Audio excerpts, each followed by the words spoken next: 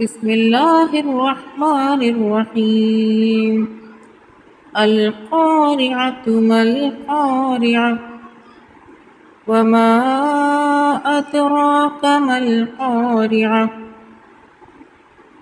يوم يكون الناس كالفراش المبثوث وتكون الجبال كالعهن المنفوش فأما من ثقلت موازينه فهو في عيشة راضية وأما من خفت موازينه فأمه هاوية وما أدراك ما هي نار حامية